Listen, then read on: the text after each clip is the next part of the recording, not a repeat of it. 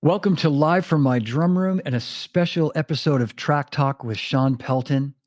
Shawn is known for his 33-year gig as the drummer for Saturday Night Live, but he's been one of the busiest and most prolific session drummers for over 30 years. Today we'll do a deep dive into some of Shawn's iconic recordings and we'll barely scratch the surface of his incredible body of work. Shawn was a guest on episode 58 of Live from My Drum Room on November 8th, 2021. So be sure to check out that episode. And a little later, we'll be joined by my longtime friend, Robin Flans. And Robin is the Director of Collaborations and Outreach, Future Youth Records. And she has a very exciting announcement to make. But for now, I'd like to please welcome my old friend and fabulous drummer and human being, the great Shawn Pelton. Oh, wow, John, man, so good to see you. It's so good to see you. Me, man. Thank you. My pleasure, man. We got lots of folks watching at home and not surprisingly, and it's so great to have you back here, Shawn. Thank you. No, thrilled to be here, man. Yeah. I was going to say the last time we did something, it was, I was looking at the date, it was November of 2021. So like coming up on 3.5, almost 4 years ago. And at that time, I don't think we really got into any of the recordings. We might have touched on some stuff, but today I'm excited. We're going to do, a track talk and really get into a bunch of like really great records and recordings you've done. So yeah, I look forward to it. Me too. I was thinking too, we can't not congratulate you for your gig on Saturday Night Live. The show's celebrating 50 years this year. You've been there for 33 of those 50 years. Yeah, man, it's such a blessing. And I just feel so fortunate and lucky. Wow. Just to have any kind of steady gig and a gig that lasts that long with the longevity. And, I feel extremely fortunate. Yeah, well, you're a humble man. I mean, you obviously, you get the job done. With that goes without saying. But it's a pleasure to watch you every week on that show, and just you're just so great. I remember having Mickey Curry. When we did a tribute to Charlie Watts, and you and Mickey Curry and a bunch of the guys who were on the show with me, and I remember Mickey taking a moment out of it to just go, "Hey, Shawn, I just got to say, man, you sound so great on the show," and that's what I think too. You just get it done, man. Really. Yeah, no, that means a lot. I just saw Mickey last week. There was a thing here at the Cutting Room, a benefit for the Raven Foundation, which is Rick Allen's foundation for first responders. Yeah. But it was a lot of fun, man. Purdy was the main there. And so to get to play with Mickey and Purdy and Coach Lang was there. Anyway, it was really a great night. And I'm such a fan of Mickey's feel and his playing. And I remember early on working with the producer, T-Bone Walk, who was very close with Mickey, and him saying that, he loved tracking with Mickey and how there was so much space around what he laid down that to hear the other parts fit in it and stuff like that. And I just remember thinking that was so insightful at the time, the idea of space for other things to happen around what you're laying down, and having an ear for that. And when sometimes less is more, it's really fascinating.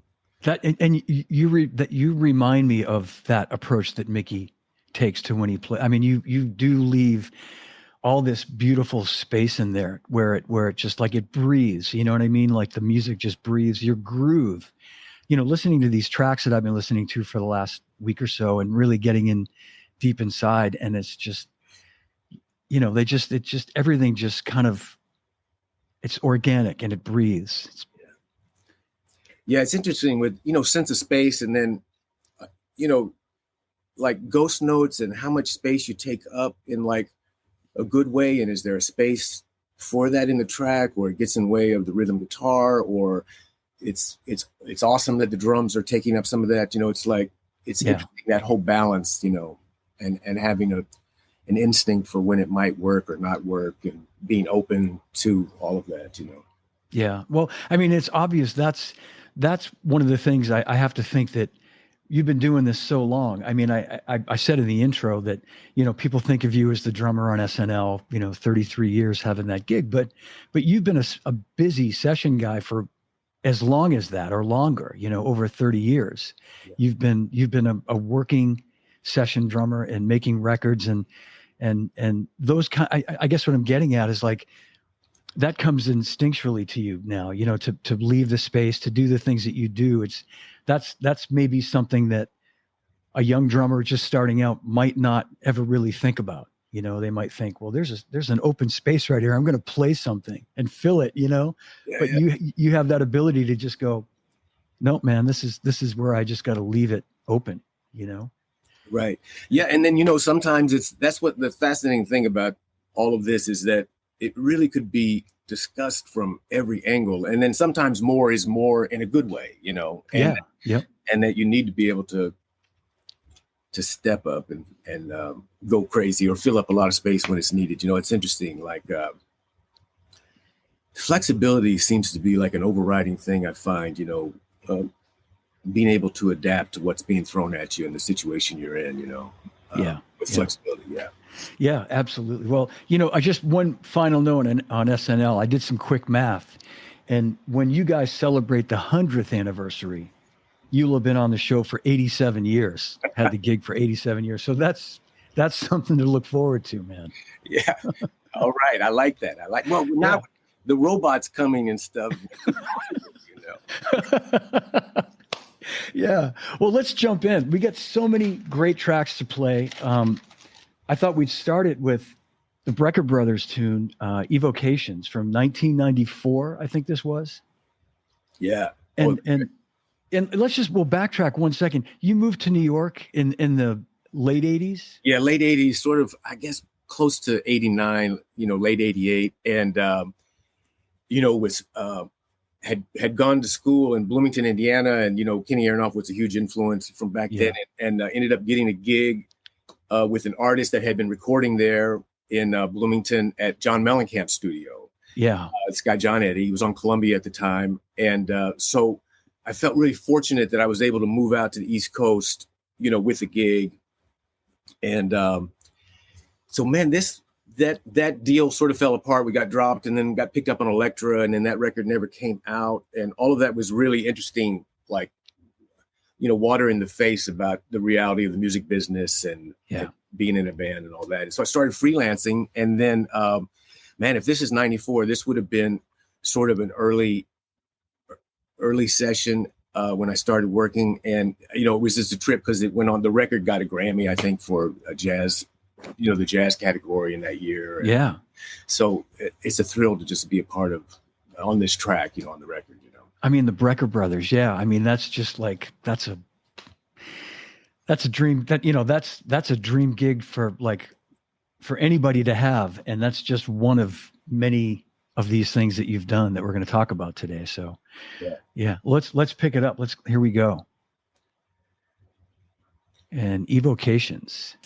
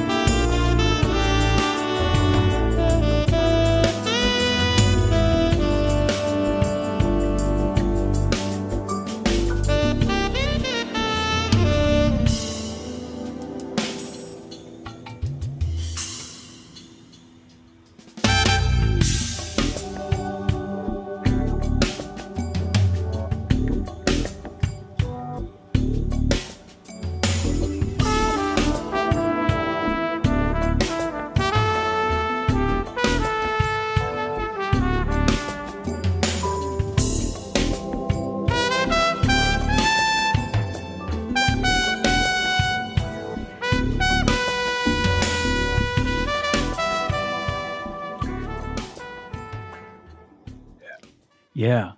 Man, there's just such a mood that you create on that song. It's yeah. Well, it's just such an interesting track. Hearing it back, I learned so much from this experience. It was one of the first things, and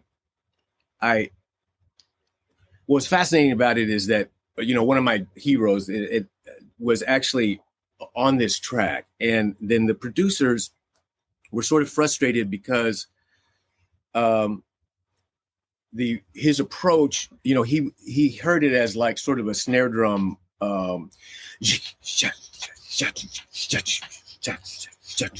like this thing that had a constant kind of snare drum thing through it, which could really is a cool approach for a part.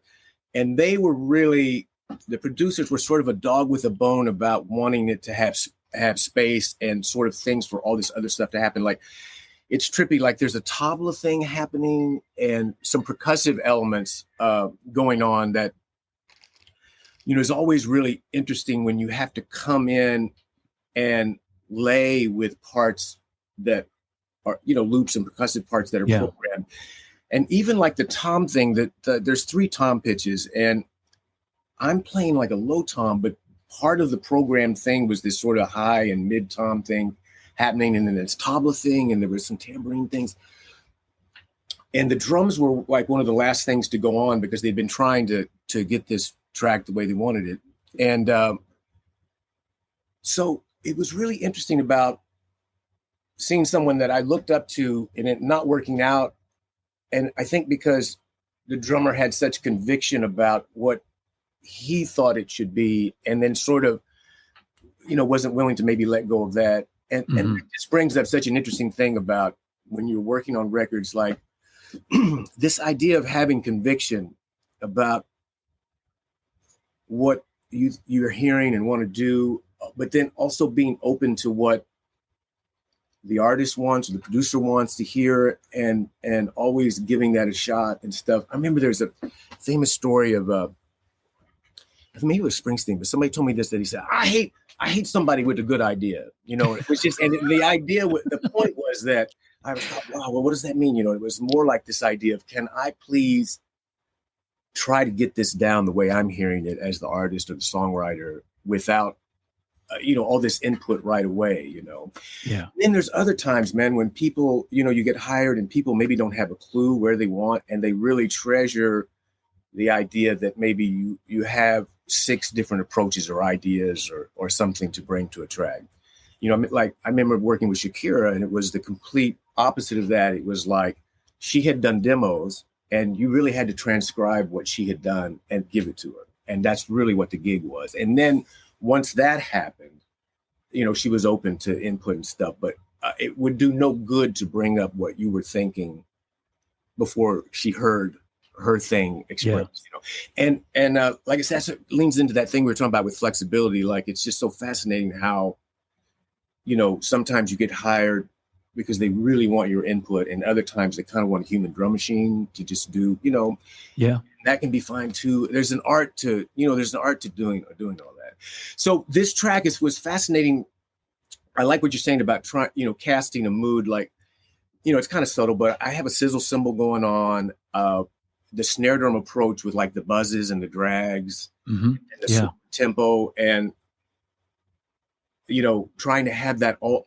It was tricky making all this lay in with how specific some of the programmed elements were, Yeah, exactly. And then that really leans into this idea of, like, in the 80s, I was working a lot, and I feel grateful for that time of, 4 or 5 nights a week with a band that did play along with like some sequencers and things like that. So like that developed an ability to sort of be able to, lay in there with that. Because there's an art to playing with tracks and making it feel organic and good, and not, like, why isn't this thing following me?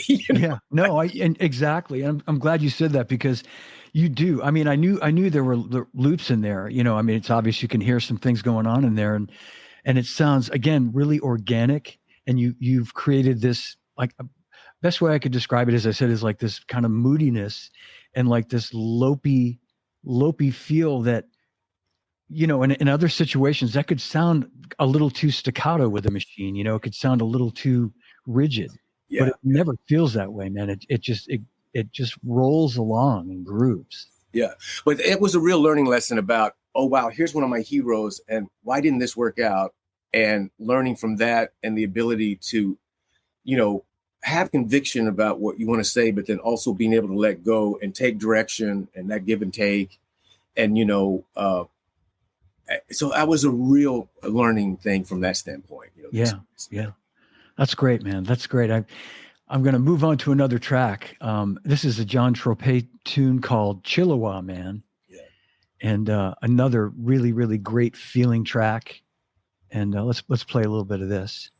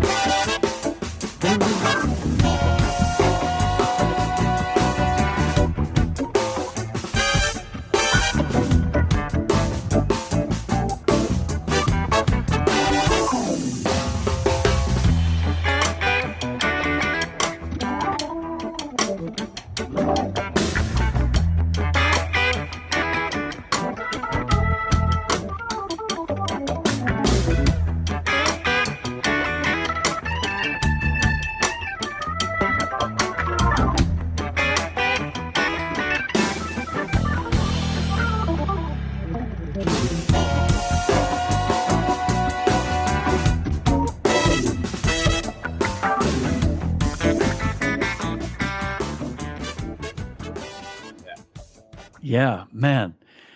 Shawn, who was the bass player on that track? I think it's Neil Jason. I think I'd have to go back and look to make sure, but I think it's Neil Jason. And man, I'm proud of that one. It was actually cut here in this room on this drum kit a while back, and I love the sound. How the we're talking about ghost notes and stuff, but that stuff is really kind of in your face in a cool way to my ears. I love the kind of the motion it makes happen, and then the casting of the sound of the track, like the crash cymbal isn't a traditional crash cymbal. It's one of those big kind of bent china type cymbal things. Yeah. Low pitch, and I always try to put a lot of thought into that if I can. Just the sonic stance of a track, and what I'm trying to create in that way. Do you remember what the snare drum was that you used on that track? Yeah, I think it was a Black Beauty. Okay, yeah. And the other thing that's interesting about that is that the sound is going through, it's like a 57 that just goes through this Roland box that has some different patches in it. And it's something with some severe compression and an EQ and a little bit of distortion or something. And I think that was part of that drum sound that's coming across, but that was mixed in there quite a bit. And that was an interesting thing about, working, like once the hip hop thing really took off, like there were times where showing up and just getting a good classic sound on the drums could sometimes be boring because people were used to hearing sort of the grit and the thing of the loop thing that was happening in the hip hop thing. And so I remember I used to carry around this box that I could just throw a 57 on it, and it would automatically sort of do that kind of gritty, lo-fi compression thing. Then I think I remember hearing like Keltner used to do that with maybe one of those Sony Walkmans, and it would be set on record, but then they'd take an output of it, But it was a similar idea of, the way the compression interacts in the room with the drums, and all of a sudden, some of that subtle stuff is brought more in your face, And anyway, so I like the way that lays in there. I like that. I think the B section, I went to the rims and stuff and played, and this idea of hearing a tune and trying to come up with a part in an approach that sets it up, and when to unleash different colors of the drum kit and You know, is it ever going to go to the ride cymbal, or the ride cymbal is going to wash everything out, especially if you're using something that has a lot of compression in the room? You know, like back when I think Jerry did that recording, Jerry Murata did recording with Gabriel. Maybe they took all the cymbals off, you know. So that you get that room sound, and then maybe do the cymbals later. But the art of trying to construct a sonic stance, you know, the tune, I think there's really something to that. You know? Yeah. Again, it's these are the things that I think are so important for people to understand what goes into constructing a track like that. And those drags that you're playing in those spots. I mean, it just more breathing to me. You know, I just hear the track breathing so freely with that, you know. It's all that buzz roll stuff. I'm a real fan of that. You know, like I used to love Billy Higgins, you know, and when he had a lot of that. And then, you know, I got to hang out at Levon's for some time, and that was super inspiring. Like his approach with that, and the sound he got, and the in-between stuff, and the drags, and all that language. I've always thought it always appealed to me. I just loved it, you know. Yeah. And so, and if I can just ask, so on that particular track, you had the freedom to really kind of create your own drum part. I mean, there wasn't someone kind of saying, I wanted to sound like this or go this way. You just were. They sent it to me, and I got to do my own thing. And you know, I think they liked what they heard, which was great. And, you know, John Tropez is such a legend with his background in town. And I know, like Rick, you know, huge Rick Moran fan, and Steve, they used to play in John Tropez's band together, you know. And so to even be asked to get to record with John and all that was just thrilling, you know. Yeah. Well, you know, speaking of legends, I have to play this next song by, I mean, a true living legend. It's Bob Dylan's "I Can't Get You Off My Mind," and we'll play a little bit of this, and there's got to be a great story behind it. So let's give a listen to this. Again, this is Shawn Pelton, Bob Dylan, "I Can't Get You Off My Mind."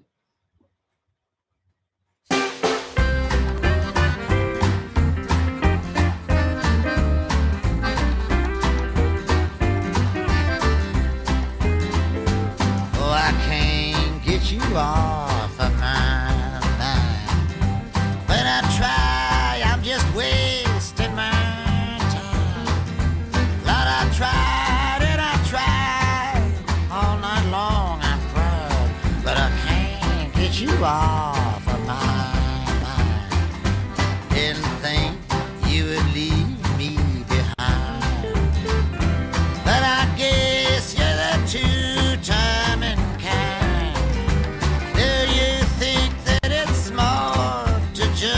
Heart to heart, but I can't get you off of my mind.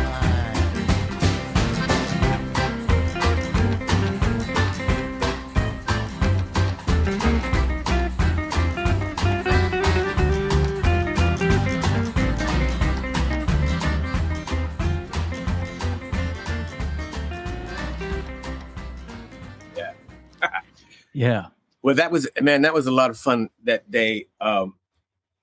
It was cut at Clinton Studios, which I think was over in the 40s on 9th Ave, and is no longer there. Clinton Studio A. Yeah. And Tony Garnier, who's Bob's bass player and musical director. Sure. Yeah, I know Tony. Yeah, great guy. We just had a birthday party. There was a count for him Sunday, and we were all in a band together called Mojo Mancini, which had like John Leventhal was in it too, great producer from the Sean Colvin stuff, and Roseanne Cash, and the keyboard player, this guy Brian Mitchell, who was in Levon's band forever, and he's playing the accordion and stuff. And well, I remember what was interesting is Tony said, "Hey man, we got this thing, Bob, why don't you come in and play? But don't bring in a lot of stuff, because that will make Bob nervous." Remember in that era, it was sort of like, you know, you had to show, if you had a session, and then there's cartage guys back then that would bring your stuff in. And, you know, if people wanted options and all of a sudden they didn't like snare drum one, did you have, you know, things back there that you could pull out and use, you know? And he said, "Yeah, don't bring a lot of stuff," you know? And so I remember I brought in a Gretsch kit. I grew up playing Gretsch, grew up the Gretsch thing, and had a kit that I had bought used here in New York. Used a Gretsch kit. That's a Gretsch wooden snare, I remember. And then I think it's a brush in one hand and then a cross stick, and then when the fills had to happen, it couldn't be, it could be two hands, but it would be a brush and a stick, all that kind of like trippy stuff. And I remember when it was done, Bob said something like, "Man, drums worked out great. Sounds great, John." Or, and I was just, oh man, so happy to be there. But the other thing that was interesting is that we were all in a circle. Bob was facing us. There were no headphones, so no clicks, no nothing. Very organic approach. And we did another track that day. This song called "Return to Me," and it's this like sort of a Dean Martin Italian Riviera song that they used for The Sopranos. But Bob singing it was really cool, like "Return to Me," and it was like this slow brush thing. But where I'm headed is that Bob, this session, I'll never forget. It just felt like risks were being taken because of the way Bob approached things. Like on this "Return to Me" track, there was like we held this chord, and then he was going to bring us all back in with a vocal pickup, but he never did it twice the same way at all, or really, body language tried to throw us a bone. It was always just, "Oh shit, what's gonna happen? You really had to And, maybe he was doing that sort of purposely. I think he likes that spontaneity. idea. Yeah. And but man, what a thrill to just be in the studio, man. Well, you answered the main question I had was he actually, which wouldn't have surprised me if you said, he came in later and did his vocals. It was just me in the band. But the fact that he was there, so the whole band pretty much cut it live, more or less. Yeah, live on the Yeah, man. Oh my God, that's just like, again, you could just have done that and be like, okay, that's all I need to do. Yeah, that record, that that Hank Williams thing, I guess that went on to win like a Grammy that year or something, with all the different, Keith Richards is on it and all these different people. Yeah. How many do you know offhand, Shawn, how many records you've played on that have won Grammys? I meant to sort of ask you that or look that up and have that ready to go, but no, I don't. I know, the association with John Leventhal, like that Sean Colvin stuff, that was record and song of the year that one year. Yes. And, he's gone on to win some with, I played on some with Roseanne Cash and then Sarah Jarosz and William Bell, the Americana category and stuff like that. So, man, just lucky to be there. Yeah, man, I know. Well, I'm going to back up just for 10 seconds. When you mentioned moving to New York in 88, 89, playing with John Eddie, I don't know if you remember, that's when I met you. You were on tour with Jefferson Airplane. Or were you just visiting Kenny? Were you just... Yeah, no, I think we were out maybe opening up for the Kinks. Okay, maybe well, something like that, kind of like an thing. And then through Kenny, that's how, we met. Yeah. I remember seeing Kenny with Jefferson Airplane the summer of 89, and he introduced me to his friend Shawn Pelton. Right. And you were just this like really cool guy, just as, like, "Hey man, it's great to meet you. I'd love to do something." And anyway, it's just, I remember that, like my early days of Zildjian, 1989, and here you are now, just.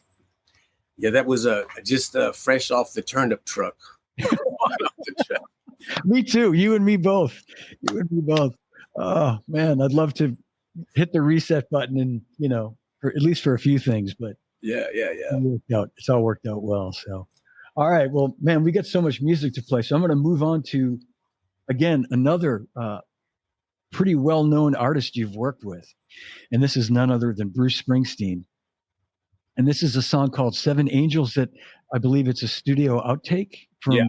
Yeah. What record did this come from, Shawn? It was the first version of this compilation that he's calling Tracks, and it was a 4 CD set, and it was going back through the archives, I think, and there were 2 tracks that I got to play on. This one is from that era of, I think, the Philadelphia era, where he was messing around with some drum machines and stuff like that, and then these were some songs that drum machines were on that he wanted to replace with real drums at this point. And so that's what this is. All right. Seven Angels, here it comes.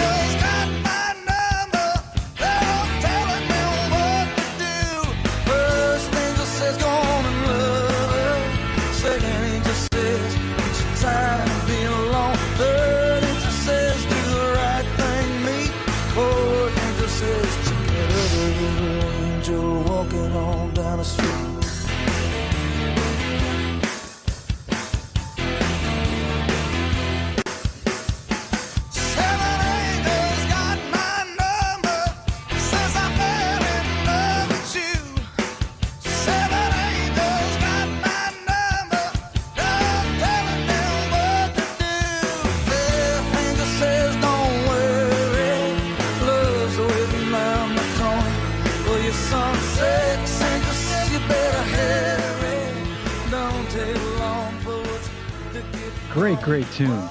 Yeah. Man. No, I'm a huge Bruce fan, you know, and man, such a fan of his spirit and his heart. Man, hearing him sing in that slot, I just love it. You know, this was an interesting one where everything was already done, and this was the last thing that went on. You know, they were trying to put little drums on it, and you know, I'm a fan of like the drum fill language sometimes where, and I don't know if I heard Steve Cropper talking about this about Booker T, you know, and the MGs with Al Jackson and them, but like this idea that the drum fills can almost be tapped with one hand while you're driving the car, you know, and like sort of book in that way sometimes, you know, and at the end of the phrase, you know, dot, dot, dot, you know, that kind of stuff, knocking on the door and just the attitude of it. And it's so interesting, you know, with this kind of language and, you know, some of the stuff that as drummers we learn within the first 6 months of playing, you know, like I think the first song I learned to play to was Paperback Writer, you know, with the Beatles. And like, you know, the language is kind of straight ahead. But then it's interesting with drumming, like you can sense drummers that have crossed this bridge over about being cool with playing simply or like being in love with it and understanding the art of it and feel. And even though the language might be what we all sort of were dealing with, like I said, within the first 6 months of, you know, playing. Yeah. Like the heart and the spirit behind it. And, you know, on this song, the bridge goes to the floor tom, you know, and it's sort of like a brown sugar thing. And I remember Bruce, when it was done, he'd sat like this and his finger just went back and forth, you know, almost like one of those metronome things, like in time, you know. And then I think this thing went down really quickly. And then he said, man, I like this. It's just, you know, you've done one of the harder things. You've made it feel like you were in the room when this happened, you know. Exactly. And anyway, I mean, I'm not saying that it's not that's hard, but, you know, it was just interesting, that perspective of, and, you know, that's interesting, this world we're in where people send you tracks and then, you know,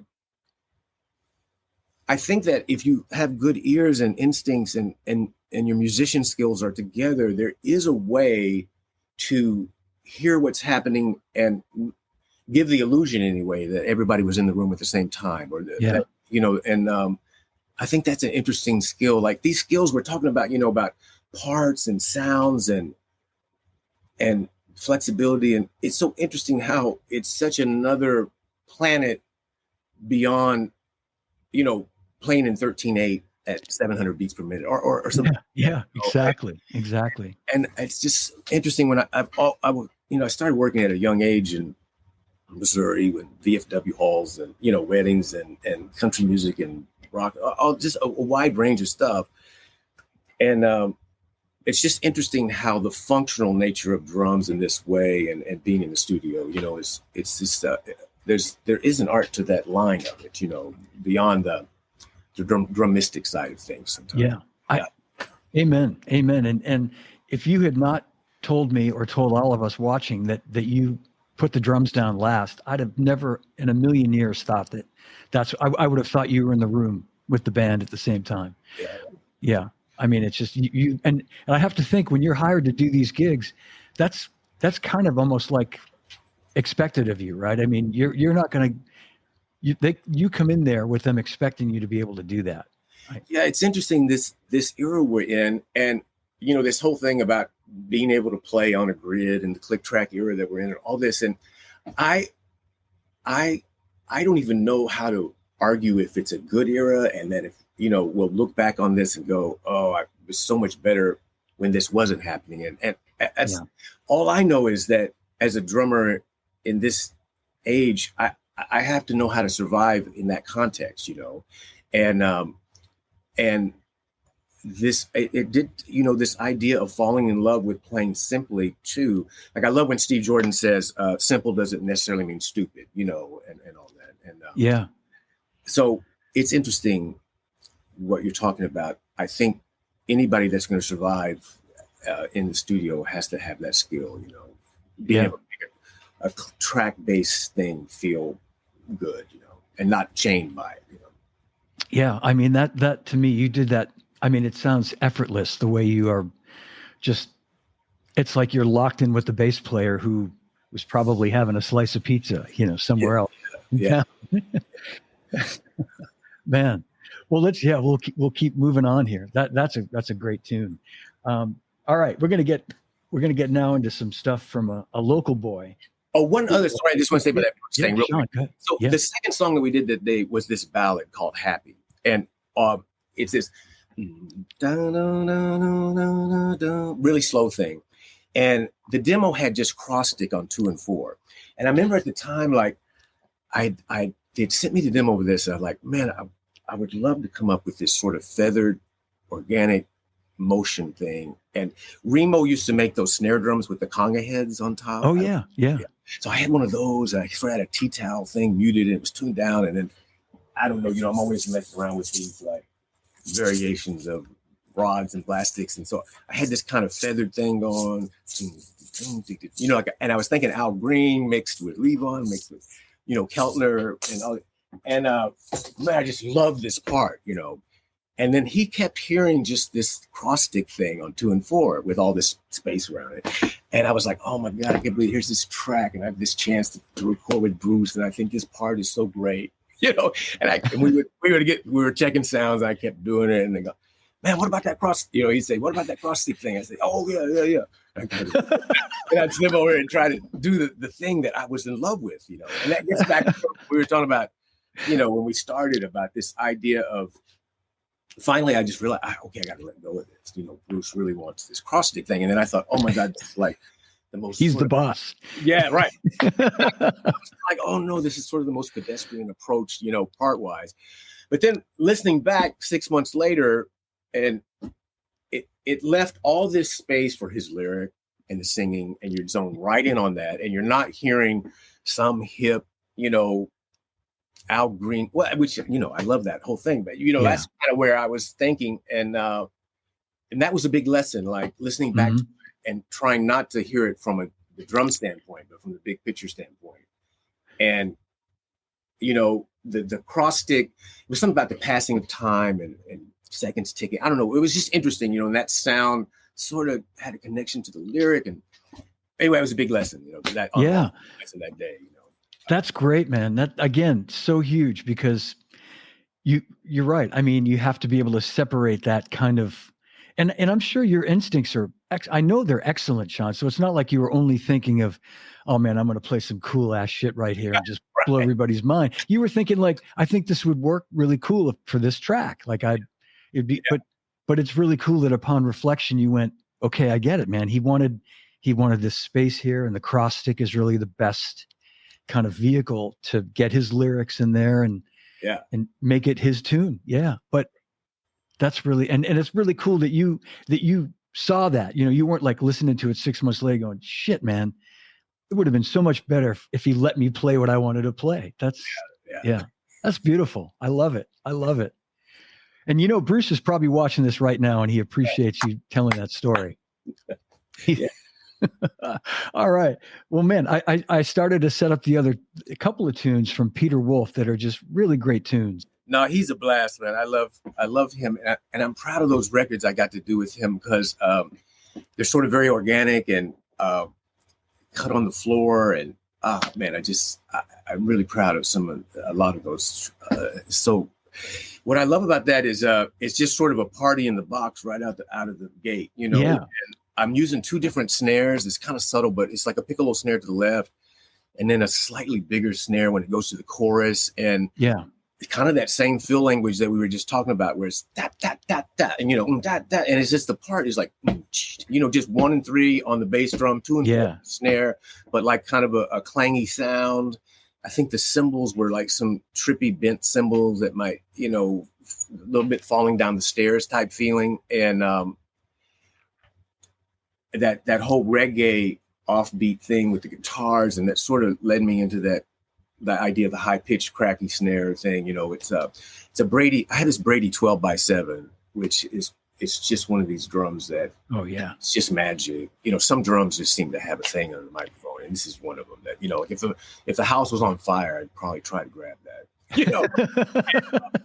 And you know, but also, man, the Steve Jordan influence of the smaller snare when he was doing that for a while, and I always thought that was damn cool, you know. Yeah. Well, you made that your own, though, Shawn. In fact, Doug McKenzie asked if that's a piccolo snare, and I wondered that too. So were two different snares set up, and you were hitting the piccolo for those for the high verses, pitches. and then it goes to the chorus, and I think that was like a 5-inch Black Beauty super sensitive drum from '70s, and but it's a lot of fun, that track. I love all those records. Yeah. And again, it's that the simplicity of what, like like you say, the 1 and the 3 and the bass drum, it just, it just rolls along. It just has such a great flow and great vibe. Yeah. With the bass drum, it's so interesting. Like, man, sometimes they're just that simple thing.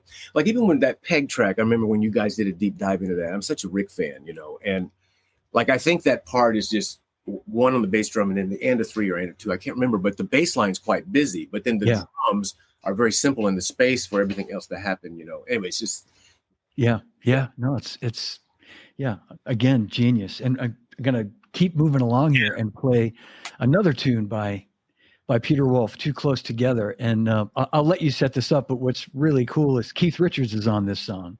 Yeah, this is a thrill. And at the beginning, we're doing the count off and they both yell my name out, which, I felt like I could die after that.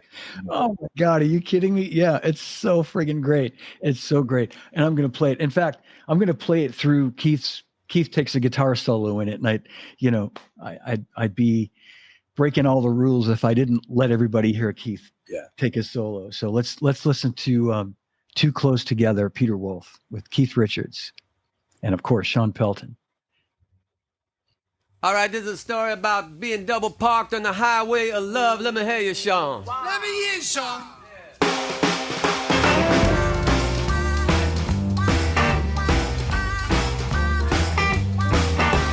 Take me back, year 1994. I had 2 fine chicks living door to door, and I was too close together.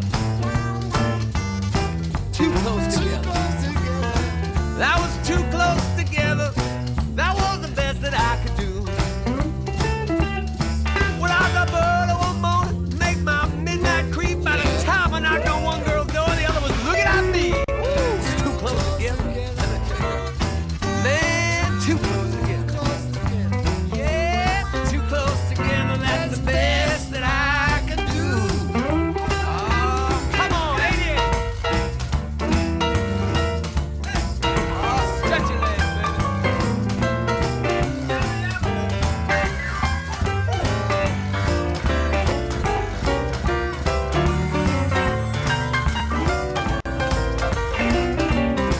Keith, come on. Yabba yabba, baby.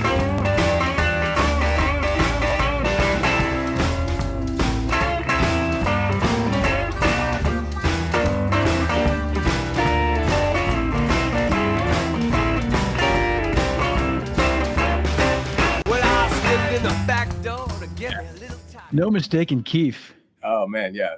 Sorry about that. That was an incredibly fun night. And what I remember so distinctly is being around Keith and his energy and his love for music. Like, still at this point in his life, it's, sometimes, this business is such a trip and it can be easy to get jaded or, but man, he is still so innocently childlike in love with music and music making and all that. And it was like really made an imprint on me, like, wow.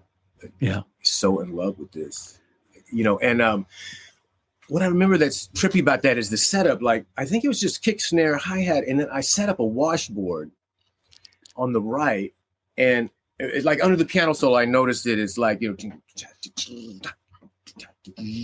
like a scrape on 3. And I'm always trying to see if there's an angle to bring, something kind of creative or a little bit left field, which is all the thing. And, Jay Belrose is a master of that, obviously, and Matt Chamberlain and all these cats. And it's always intrigued me, this idea of mixing in percussion with the kid or somehow trying to do something a little left field. I remember talking to Jerry Marotta, who I'm a big fan of, Rick's brother, because he always can be super creative, in this context. And we were talking about it, and he said, but the issue that's interesting about this is that you can't really force it into a situation that maybe it's, you can maybe try and then realize, okay, wait, this, but like a straight ahead pop session, let's say, you may not have the range to do something.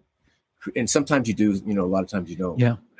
But I love that washboard thing, and it's all, just organic in one take when that happened behind the piano. And, and the fills just, this the dance of it, the dance of it. Like when I listened to it for the first time, it sounded like in my mind, like a live take probably a first take. Yeah. It went down fast. Yeah. Yeah. Or a second, but yeah, like it really just really organic, really just happened. You got the feel, everybody got the vibe immediately. And it just, you got the lightning in the bottle, Yeah. And I think I'm trying to think, I was listening because I think the stick might be one of those weird sticks, it had little shakers in it and stuff. Yeah. I think I was doing that maybe. And then, anything to like bring hair and dirt to it, It's great, man. Yeah. And speaking of Jerry, I'll just say that, don't tell Rick Marotta I told him this, but Jerry is my favorite Marotta brother. He's, between the two of them. That's funny. Yeah, man, they're both so great. And they are. Yeah. But Jerry is so interesting sometimes with the, I remember seeing him in town use one of those Dowse drum kits with the Indian heads, and it was just like, wow, this is so interesting, man. And he had one of these garden tools that would till dirt and you put on a stick, but he had it and it would it rang. It was sort of a shaker, but it had because it was metal and it would twist, and he would do all this shit, I was like, man, this cat is wild. He really is. I remember seeing him play those Taos drums in the 90s up at like Montreal Drum Fest or some festival or something. And yeah, I mean, it was incredible. Like he just, his the creativity that, both him and Rick are just monsters. Yeah, absolutely. Yeah. And so are you. All right. Well, we got a couple more tracks and some fun videos to watch too. This is another really, really great tune. And again, legendary pop band, I should say, Hall & Oates. And I think this is from the late 90s. This is Want To from the Marigold Sky record. Yeah. Yeah. I think I made a note, maybe 97. And I'd never heard this song before, and it's a really great, great tune. So here we go. And of course, before I started, of course, your history with Daryl, on Daryl's house. That was, man, it was really thrilling to be a part of that, for the first 3 years or so. And there's some really great performances on it. And then Brian Dunn does it now, who I love. Great drummer. And man, the catalog of live performances in his house, that really been amazing. Yeah. I know. It was a treat it's still a treat, but it was a treat to see you doing those shows and like we only get a little snippet on SNL every week. So that was really cool to see you there. Yeah. But yeah. All right. So here we go. This is Want To, Hall & Oates.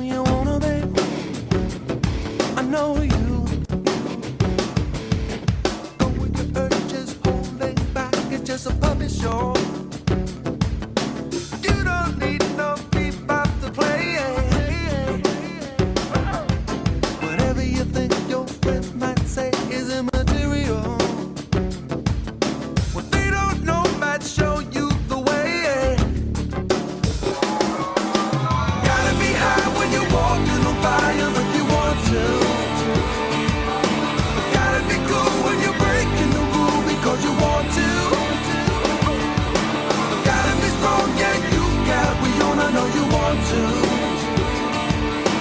Gotta be true, you do what you do because you want to.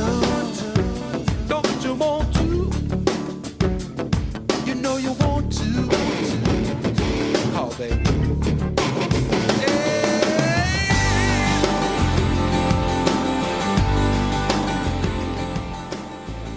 Such a heavy track. It's so great. Yeah, I love. It sounds good. You know, that's when I love the mix of it too. The way the drums are sort of in your face, and all the rhythm guitar stuff with it.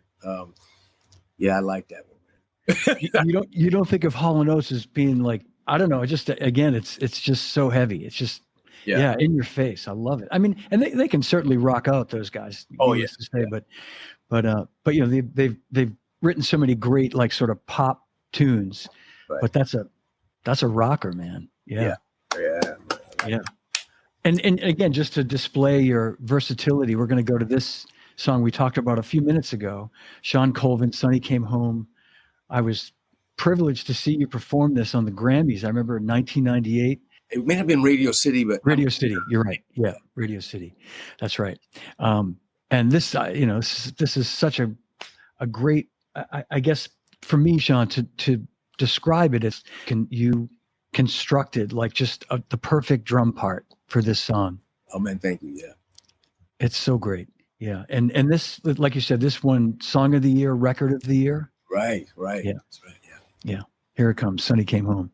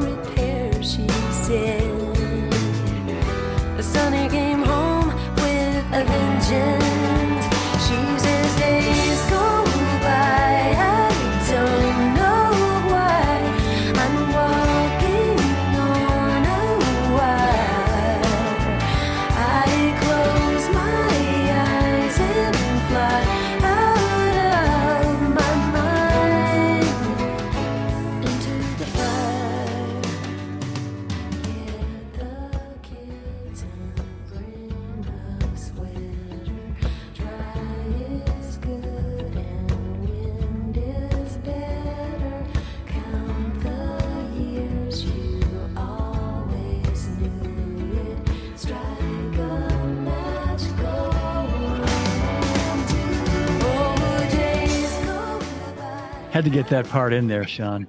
Man, the dynamics.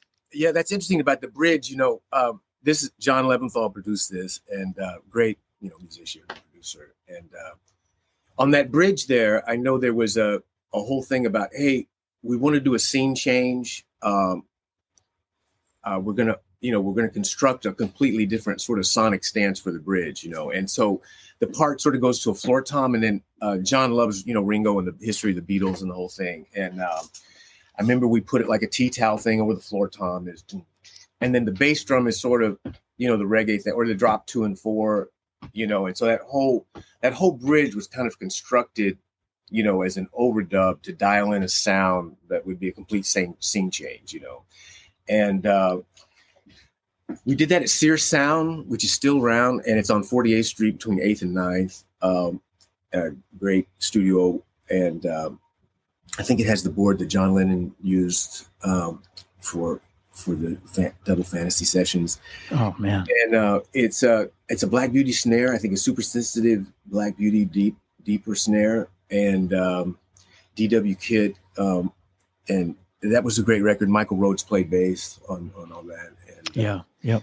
So, but there's a lot of cool tracks on that record.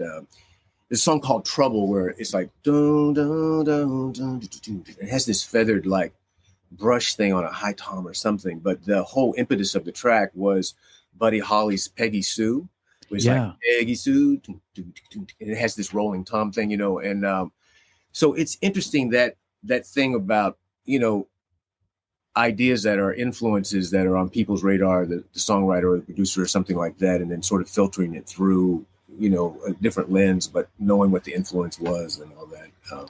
Yeah.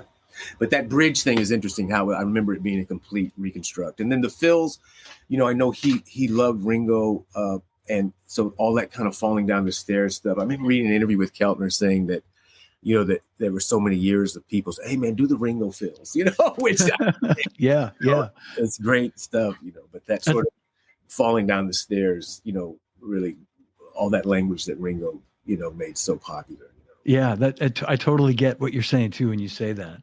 Yeah, that's great. And you know, when I hear that track, and it may just be the way I'm perceiving it, but it sounds like you're just like laying a little bit, almost just a millisecond behind the beat a little bit. It's like it's just got such a lazy feel to it, you know. But yeah, and it's interesting. I'm doing something with my left hand that I find myself doing a lot, and it sometimes works, sometimes doesn't. But sort of, it's like it's sort of like the Purdy ghost note thing. I mean, I love Purdy, you know. But you know, when he plays, you know, and it have like almost like a 16th note chatter with his ghost notes, you know, and then this is sort of, it's got a shuffle feel and having that. And then I think that John was always a fan too of like, he had us layer a brush thing over it, doing the sort of halftime shuffle on top of the drums and getting all that to lay there. But that's interesting about the, you know, leaning forward or in the middle or in the back. I don't find myself thinking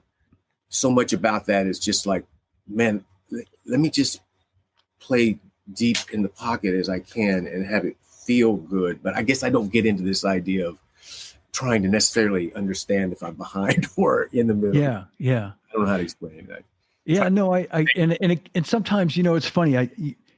I or other people maybe even, you think you hear it a certain way and then you really analyze it and it's maybe just, it's almost like you're being tricked into thinking it's a little bit this way or that way too. But it just, I think it's just the feel is so amazing. It just feels so relaxed and so, you know, just, yeah, it's beautiful. Well, let's play a couple of really cool videos. This is really great that we can see you play now in a couple of great tunes.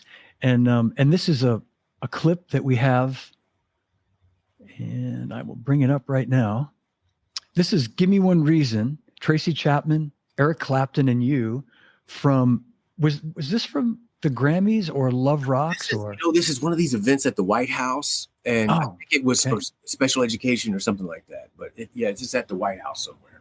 All right, just at the White House. Yeah. All right, here he comes. All right. Give me one reason to stay here. Turn right back around. Give me one reason to stay here. Oh, I'll turn right back around. Said I don't want to leave you lonely. You gotta make me change my mind. Baby, I got your number. I know that you got mine. You know that I called you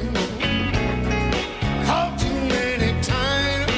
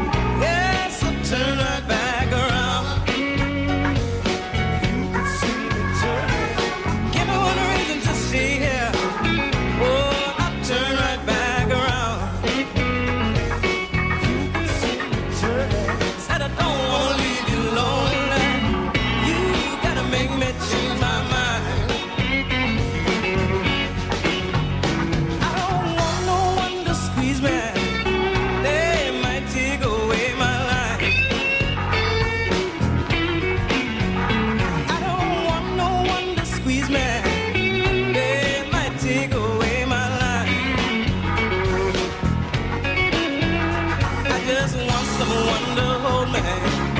Oh, and rock me through the night. Yeah, man.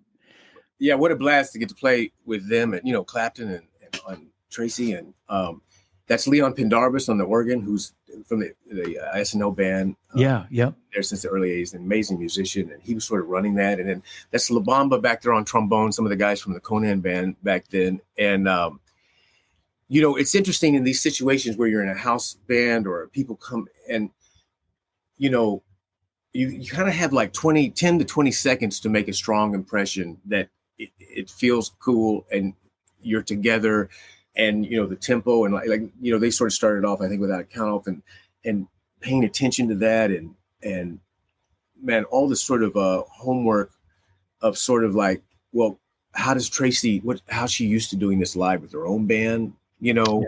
And that's one of the great things about YouTube is that, you know, this gig that I get to do with Steve Gadd, you know, which is a house band situation. And all these artists come in, is like how much material is out there that you can go and sort of, because sometimes getting sent the record, you know, is just one lens. And then, but live, they might do it significantly faster or slower or just at the same tempo or the other.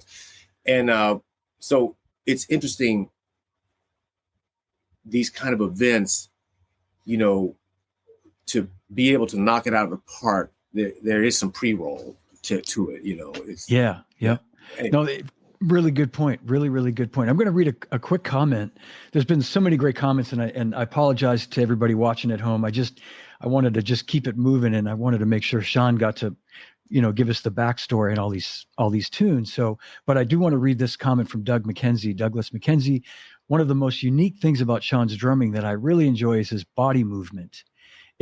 It's instantaneously recognizable. It gives his drumming so much feel. And I agree 100%. Yeah, well, you know, it's interesting. I've always been a fan of that connection of like drums and dancing. And I remember Lenny Pickett making this comment, you know, the tenor player from Tower Power and played with everybody and, you know, Airbolt and all that. But he mentioned, well, we used to go down to just see drummers that would make you want to dance, or the drummers that we loved, you know, had that aspect to them, you know. And that I thought was so interesting, man, about, you know, great field players. Like when you walk in and hear a band, you know, the band can be terrible, but if the drummer's happening or has a nice feel, it can sort of transcend a lot of things that are happening around him, you know. And like, what is going on, you know, magic wise, when you hear Bernard Purdie play from a feel standpoint that just makes you want to move your ass? What is all that about, you know? And like, for me, when I hear these things back, I hear that it's a lot of the same language, but really I'm trying to play it as deep in the pocket with much heart and spirit. And the language might be simple, but I'm really trying to this feeling of that, you know, there's a groove and movement and all of that. You know, I'm not trying to rewrite the language of the Motown, like all these drum fills that are very Motown orientated. I'm not really trying to reinvent the wheel with groups of 5 or 7, or, you know, which I really respect all of that language. I do. I just find for working and surviving and paying the rent, you know, this other aspect of drilling into.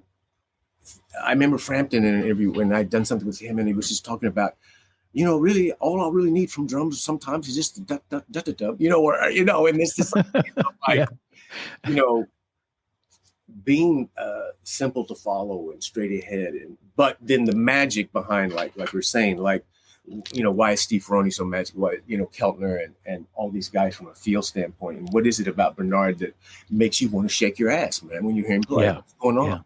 And that's always just fascinated the shit out of me and made me, you know, I feel really all in on that aspect of the groove playing, you know, for song. Absolutely.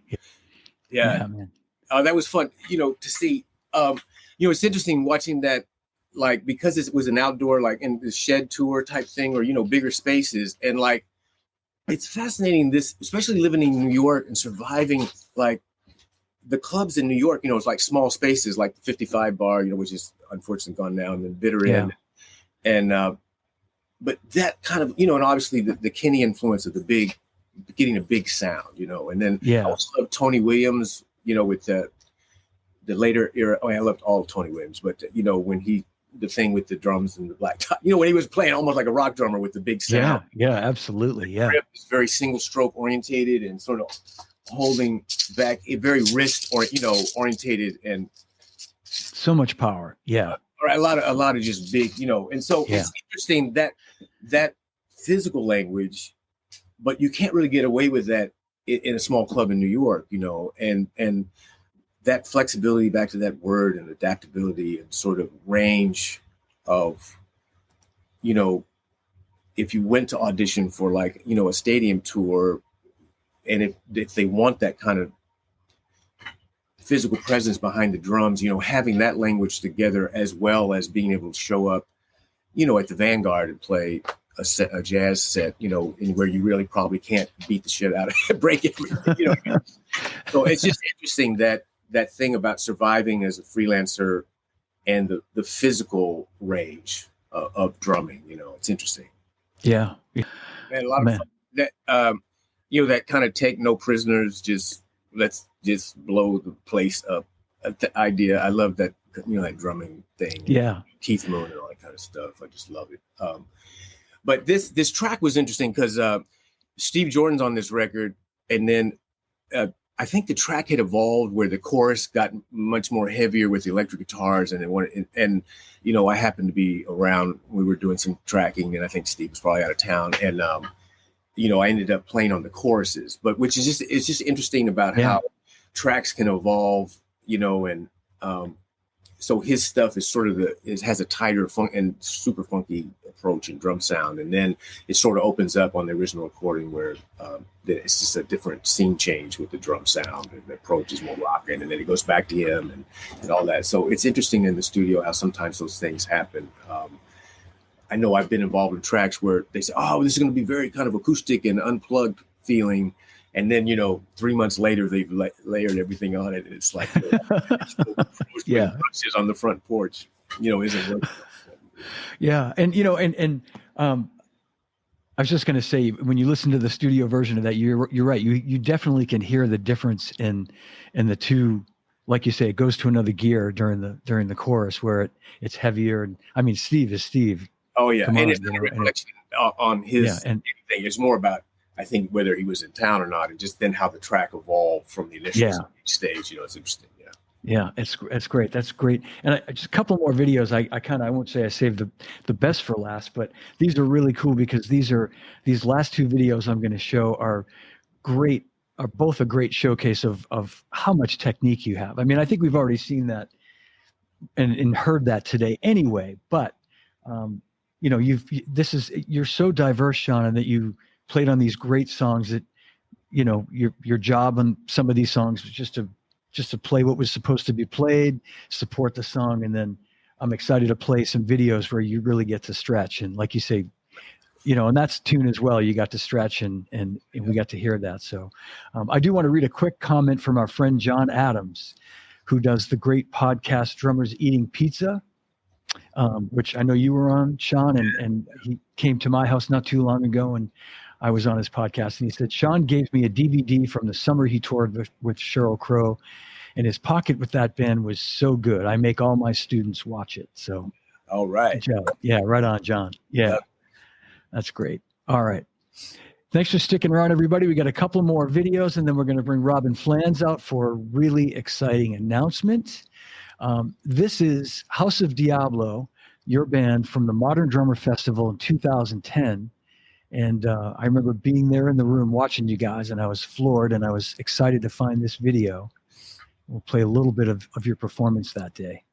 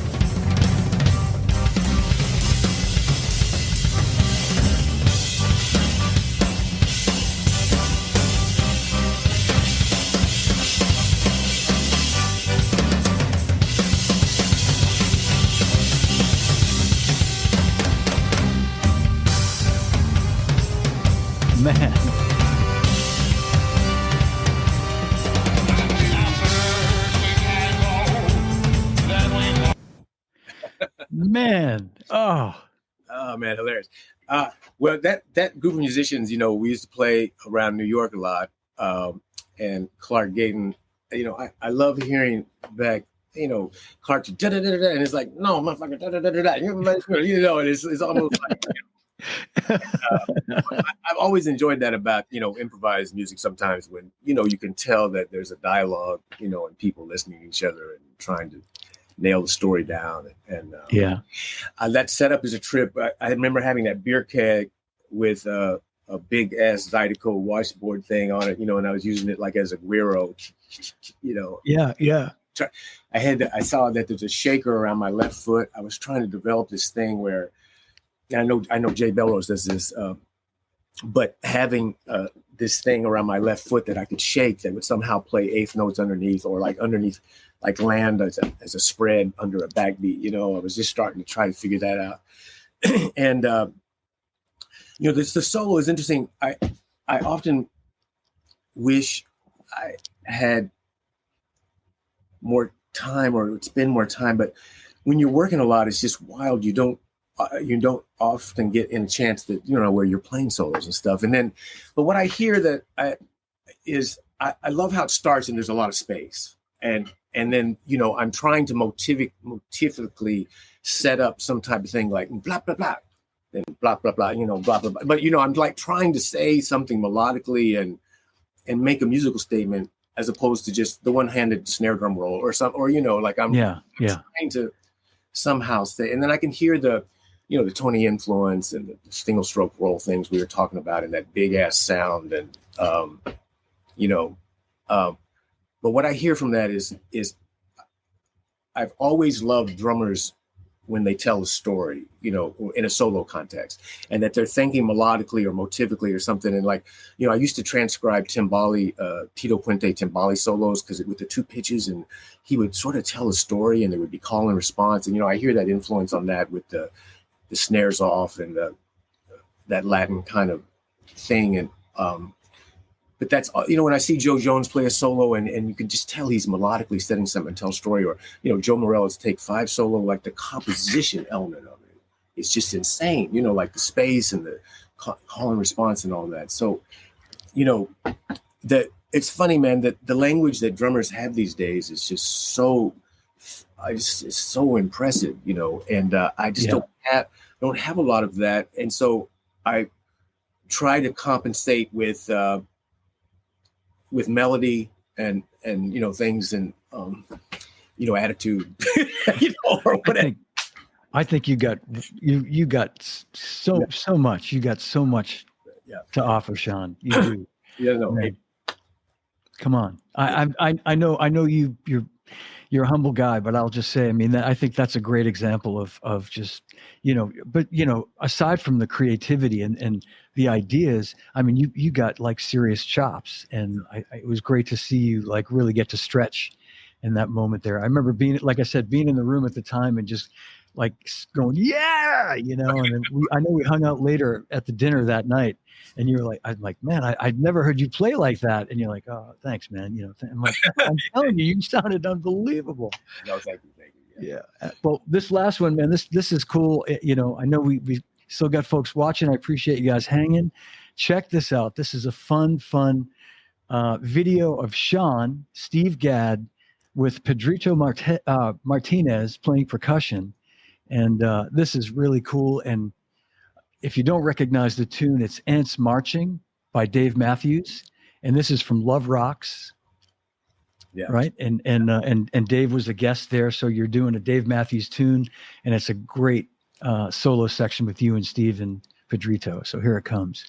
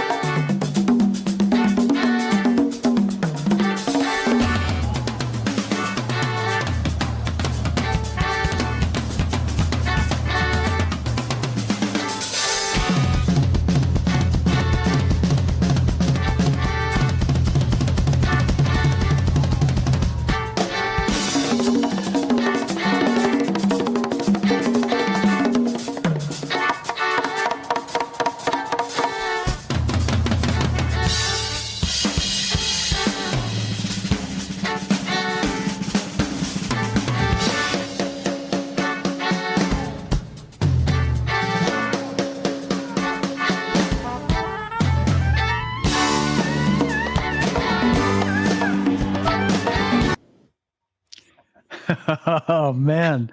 Oh man. Such a Wow. great tune. And you guys just killed it.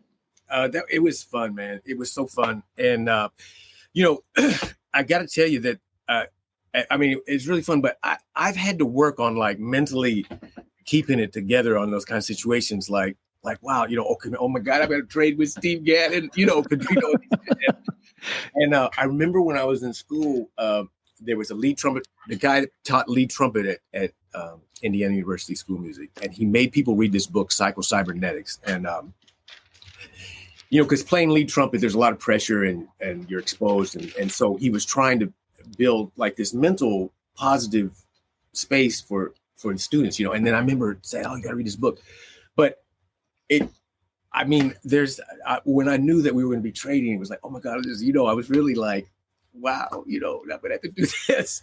So, I know.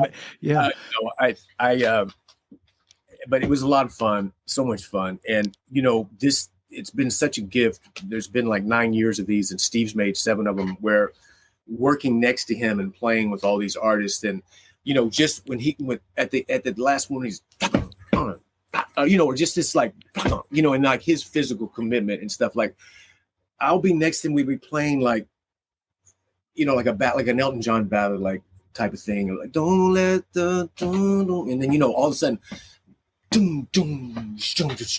and just like his heart and like all the things we've been talking about, and like how deep the pocket is, and his commitment to it, and the sound, and like the soulfulness and the depth of it. Like, you know, like beyond all the amazing things that we know Steve has together, that side of him, his heart thing, it just, I've like been next to him doing something like that. And he likes when we do fills together sometimes, you know, and man, I'll tear up a little bit. I'm just like, I hear you, man. Yeah. So soulful. And so it's been such a gift to get to do that with him. Oh, that's so great, Shawn, man. I'll just say, I know Steve well enough to say that, you know,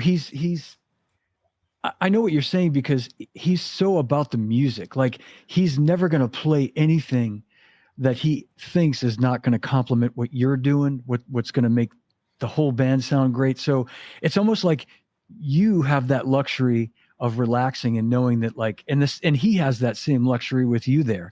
And I know we've talked about this, him and I, about playing with other drummers and how sometimes it can be, and Rick Marotta has said the same thing. Sometimes it can be great. Sometimes if it's not the right vibe and the right guy or gal, it's like, you know, it can be really hard work and stressful, right? I mean, and you can see that he's not worried about, like, is Shawn gonna, you know, whatever someone else might do, and you can see there's that relaxation and that trust there, you know. Yeah, no, he's been amazing. Like you said, such a team player, and the way his big picture awareness and his ears and how he hears and listens, and but it's so rare for drummers to be around other drummers sometimes in that kind of context. And I've just learned so much. He's one of those guys you learn so much just being in his airspace, you know. Yeah. I know. We love Steve. Well, all right. Well, going to bring out my longtime dear friend, Robin Flans, and let's get Robin out here right now. Where is she? There she is. There's Robin Flans. We're going to bring Robin Flans, who is, this is great. Robin is the director of collaboration and outreach at Future Youth Records, and she has an exciting announcement that just happens to kind of coincide with what we've been talking about all day today. So, Robin, I'll hand it over to you. Welcome, by the way. I've been listening to the show, and wow, this makes it so much easier to tell people what's going on, because I'm so impressed with what I've been hearing about Shawn, and hearing everything and all the music.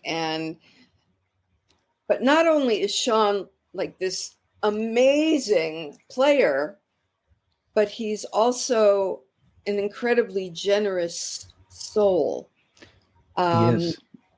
Because he's agreed to help the organization that I work with, Future Youth Records, to fund our artists who are people who care about the world. And basically, he is donating his time for a 90-minute lesson. And all of his sponsors have donated items that are so amazing that we have a package that we've put together that's worth over $1,000 in amazing merchandise that Shawn uses himself. And anyway, what Future Youth Records does, and it's just an easy couple of sentences, is we are a nonprofit record label that produces young artists for free, and they retain all the rights to their music. They produce music with social awareness. So it's not political, but they are young artists who care about the world. They believe that music can heal the world, and so do we. We believe that music can right the things that are wrong, and these young people do too. And Shawn has been generous enough to care along with us. Right, Shawn? Yes, absolutely. Very excited.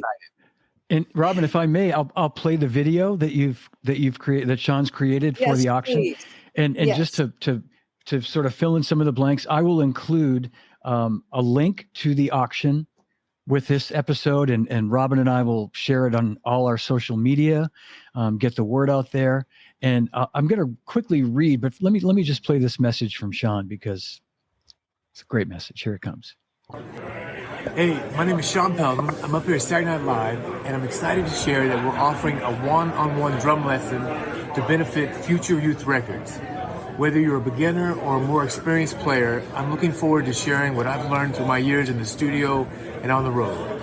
And thanks to the generosity of my sponsors, the auction winner will also receive a gear package from DW, a cymbal from Zildjian, some sticks from Vader, and a 1-year subscription to the Drum Channel. Future Youth Records is doing incredible work empowering young people to create music that matters.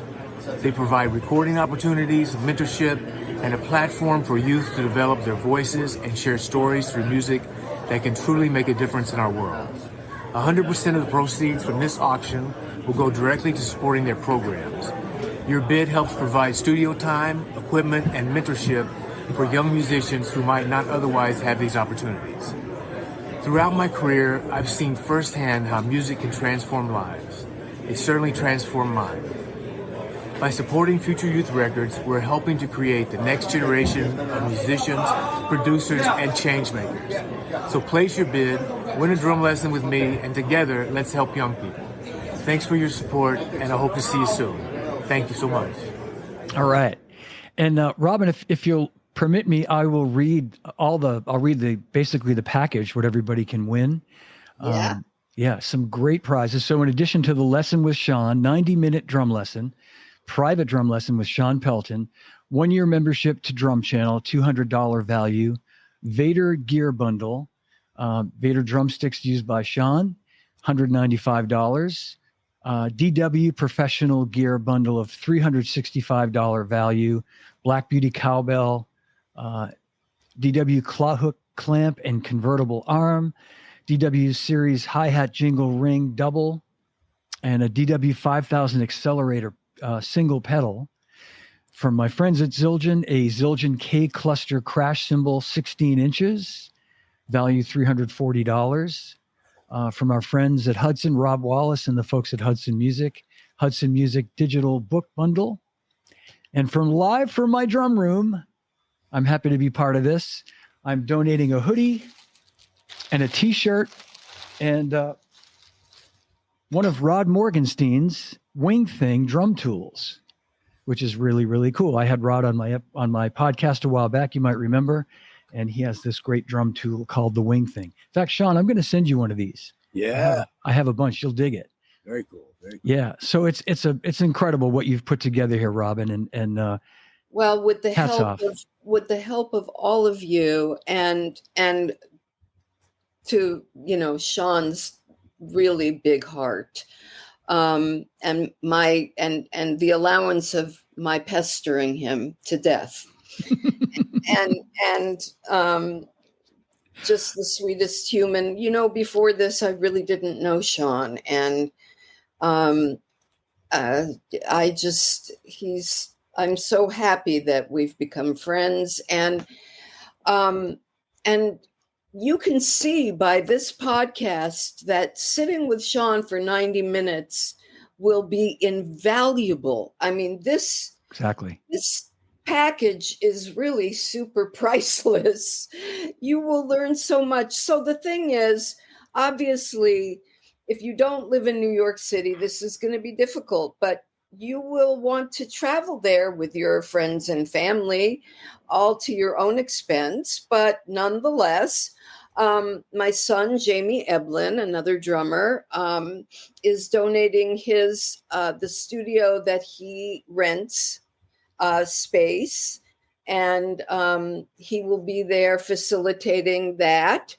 And all you have to do to bid is go to our landing page, which is futureyouthrecords.org, and put in your bid. And this, like I said, it's priceless. Spending time with Shawn after what you've heard today needs to be a no-brainer. I mean, I'd like to pay for 90 minutes with Shawn. Yeah, me too. I was thinking the same thing. Yeah. And what a goodie bag. So, guys, start your bids. All right. Yeah, exactly. And we'll put all the information in the show notes. We'll get all the information out there to everybody. And Shawn, thank you. Robin's already said this, but I want to just say thank you for doing this, and just you've always been that way, just giving back, and thank you. No, I'm really excited to be a part of it. And Robin, thanks for putting all this together, and it'd be a lot of fun. So couldn't do it without you, Shawn. Oh, this is great. And John, thanks for having me on, man. I love what you're doing with the podcast, man. Thank you, brother. Thank you so much. Thank you for being here. Thank you so much, both of you. And Robin, thanks for your patience. We really got into some great stuff today. So I loved hearing it. Yeah, it was really, really fun. And I want to thank everybody at home for watching. Hang with me, if you would, Shawn and Robin, just for 1 second. We'll end the stream. But thanks for watching, everybody. We'll see you again real soon. Big hand for Shawn Pelton and Robin Flans. And thanks for watching, everybody. See you soon. All right, that's my show. If you enjoyed it, give it a like, leave me a comment, and please subscribe to my YouTube channel. You can also download the podcast on all podcast platforms. And I'm excited to tell you that Live from My Drum Room has been ranked #1 best drum podcast for the second straight year. So thank you all for your support. I really appreciate it. And I want to invite you to check out livefrommydrumroom.com, my website, for upcoming shows, and also for information on ordering Live from My Drum Room merchandise, t-shirts and hoodies. 100% of the proceeds go toward a scholarship I've created with the Percussive Arts Society. There's also information on ordering merchandise in the show notes. And you can email or text me at livefrommydrumroom@gmail.com. So remember, no drummers are harmed on any show. And drummers, when in doubt, leave it out. Thanks for watching. Thanks for listening. And I'll see you again real soon.